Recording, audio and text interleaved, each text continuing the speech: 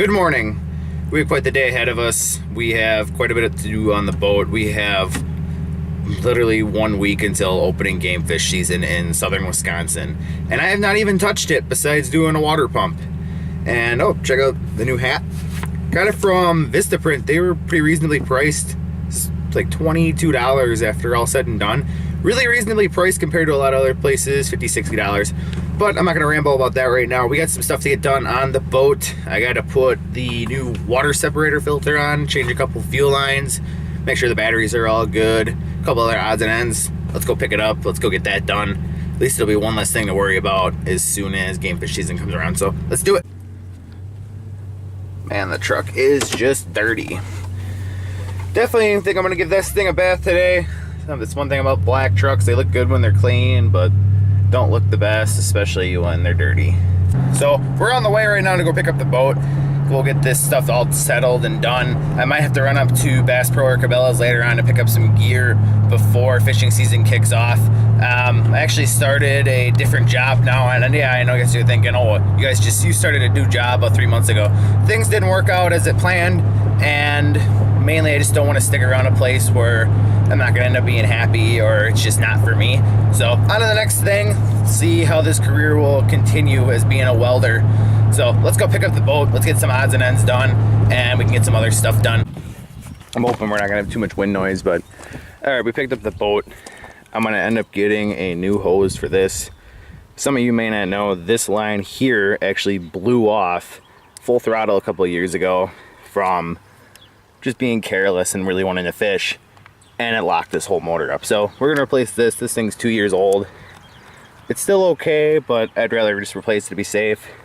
I gotta figure out something for this. This isn't working like it used to, so no big deal. There's a pinhole in one of these two fuel lines here, and originally when I rebuilt the whole motor, we put all new fuel lines and all new hose clamps, everything on it.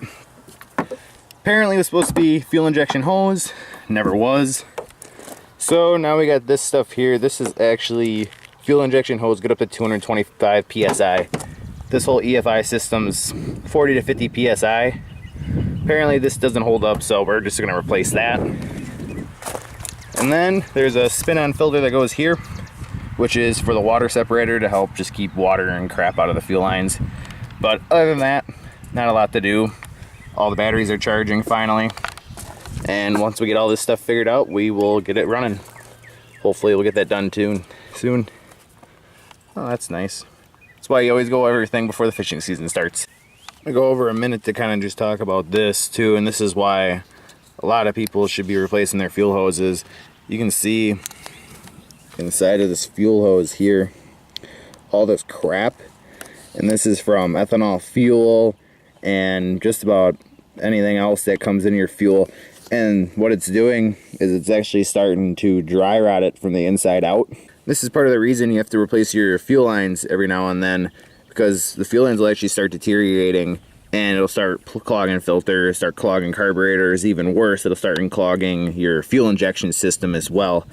And when it comes to like these types of engines here, that's not cheap. A new injector is anywhere from $200 to $300 brand new. And even if you go through Mercury, you're looking almost $500 to $600. And it's not cheap in any way, shape, or form. Ducato, I usually send my injectors off to every now and then just to have the injectors gone through, flow tested. And if there is any issues like flooding or leaning out, they always let me know. And in that case, you can usually get a really good used clean injector for $60 to $80. So highly recommend them. They've always taken good care of me. Even I just send them in, make sure everything's good to go. $200 is a lot cheaper than rebuilding this thing for $2 to $3 grand. So we've got pretty much everything wrapped up here, new fuel line up here. This stuff is so damn hard compared to other fuel lines. My boat ended up biting me, but this I'm not too sure about. It's so hard it kind of kinks, but this isn't much of the fuel pressure here. Even though this comes off the rail, it's not as high a pressure because it just is just the return. So if it works, great. If not, I can always go back to the other fuel line. It'll be okay. Still gotta get this. New spin-on filter is on now. Pretty easy, relatively, to change. Tighten up all the hose clamps up here. Was gonna get ready to start the thing, but my bulb It's just cracked everywhere. This thing's not even that old either. It's maybe a year or two old. But whatever, I'll get this thing replaced. We'll run to the store quick, get all that. And hopefully we can get all the rest of this stuff finished up and get it running before the end of the day. So I just picked up the primer ball. I had this up at the Mercury dealer because nobody else had one, or at least a good one. And I just paid $30 for a primer bulb. What the heck? And I guess this is apparently because of all the EPA stuff that's been going on. Once they did all their diagnostics and testing and stuff, little fuel tanks now have gone up to over $100, and a primer bulb is now $30. Just the bulb. This is for an Evinrude, a Mercury, even the cheaper Sierra ones, $25 for a primer bulb. They used to cost maybe $10. Come on. But anyways, over with that rant. But I'm gonna get something to eat quick. We'll get back to the house, we'll get the boat back together, and hopefully we'll have it started up pretty soon. Truck's actually got quite a few changes since the last time you guys have seen it. It's not so much stock anymore. Custom decal got made. I'll leave the guy in the description that made this for me. Awesome guy to work with.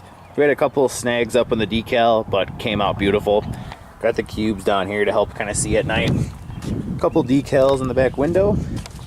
The custom step bars here. Love these here. Not like your traditional step bar where everything would build up here in wintertime.